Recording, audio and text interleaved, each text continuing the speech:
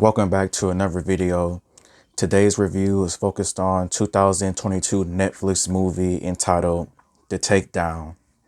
And the official synopsis of The Takedown is: forced to reteam after a decade, two mismatched cops investigate a murder in a divided French town where a wider conspiracy looms. And before I give out my review, please like the video, subscribe or comment, or just watch the video and keep going on with your day. The movie stars Omar Sy, Laurent Lafitte as Osmain, and Francis as the two main lead stars of this movie.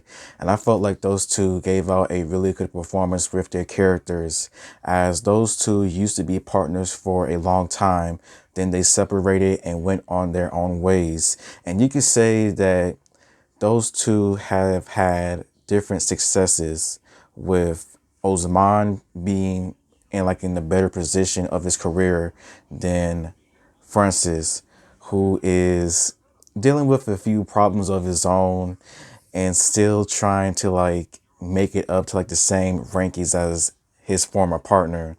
But these two, I feel like they had good chemistry on screen together, always bickering, trying to argue what's right or what to do when it came to solving many of these cases in this movie.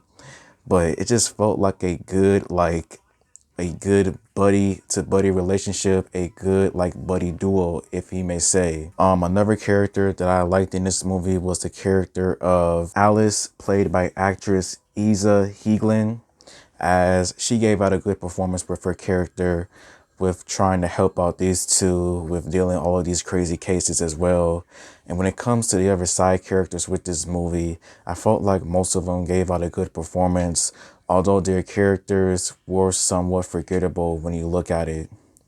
The story is nothing new, as this kind of story has been told hundreds of times, with each of them having their own twists and takes, to say the least.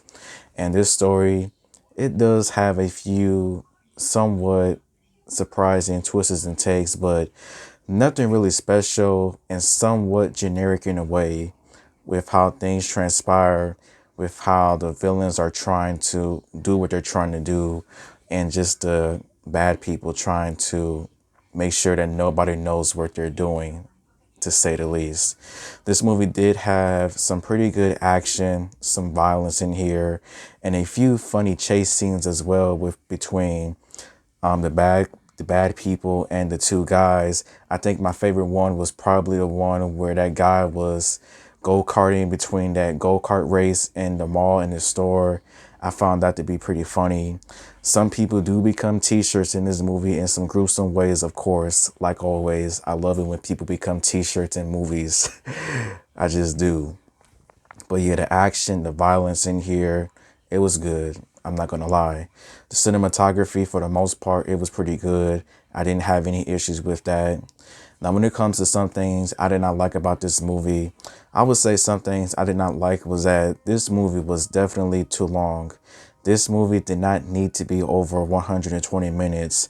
I think there was a good amount of portion of here that could have been cut down to at least maybe 100 minutes at most. But yeah, there was some things in here that definitely could have been cut out, to say the least. Another thing that I did not like about this movie was that there was a few plot twists in here and there, but the plot twists, the surprising reveals, it just didn't hit. It was really predictable when you got to the last act of the movie, because of some characters and some plot arcs that hasn't been revealed yet. It was pretty predictable and just unsatisfying in a way. But I would say, despite that though, I felt like The Takedown, it wasn't that bad of a movie, as the two main actors gives out a good performance with their characters and trying to solve these murders that has occurred. Side characters pretty forgettable, good action here and there. And so that's all I have to say about it. And I would say my rating for The Takedown would probably be 2.5 stars out of 5. So thank you for watching, and until next time, goodbye.